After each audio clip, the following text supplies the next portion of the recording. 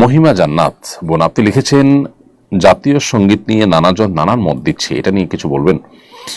দেখুন, জাতীয় সঙ্গীতটা নিয়ে যত কথাই এ পর্যন্ত হয়েছে, এই কথা তো কেউই অস্বীকার করতে পারেন না যে আমাদের বর্তমানে যে জাতীয় সঙ্গীতটি আছে রবীন্দ্রনাথ ঠাকুরের লেখা। এই জাতীয় সঙ্গীত বহু আগে লেখা। এই জাতীয় সঙ্গীত যখন লেখা হয়েছে তখন বাংলাদেশের অস্তিত্ব ছিল না। বাংলাদেশের অস্তিত্বকে মাথায় রেখে জাতীয় সঙ্গীত লেখা হয়নি, এটি অবিভক্ত বাংলাকে উদ্দেশ্য করে বা মিন করে লেখা হয়েছে। অতএব এই জাতীয় সঙ্গীত বাংলাদেশের জাতীয় সঙ্গীত আসলে কিভাবে হয়?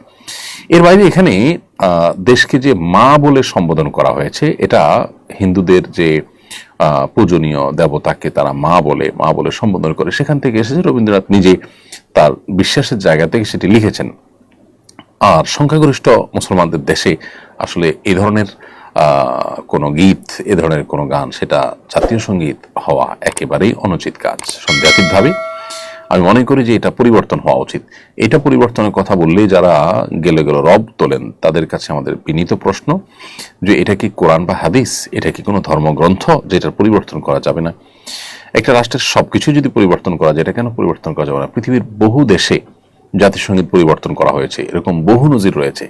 সেখানে এই জাতিসংগীত পরিবর্তন করতে আপত্তির জায়গাটা কোথায়? ঠিক ব্যক্তি রবীন্দ্রনাথ ঠাকুরকে নিয়ে অনেক আলাপ আলোচনা আছে। তিনি বাংলাদেশ রাষ্ট্র বা ঢাকা বিশ্ববিদ্যালয়গুলো সম্পর্কে তার বিরোধিতা ছিল। তার ক্যারেক্টারের ভালো বা মন্দের দিক থাকতে পারে, তার গুণগ্রাহী যেমন আছে, সমালোচক তেমন আছে, মানুষ হিসেবে থাকতে পারে, সেটা ভিন্ন আলাপ। কিন্তু তার এই সঙ্গীতটা বাংলাদেশের জাতীয় সঙ্গীত হওয়ার কোনো যৌক্তিকতা আদৌ থাকতে পারে কিনা?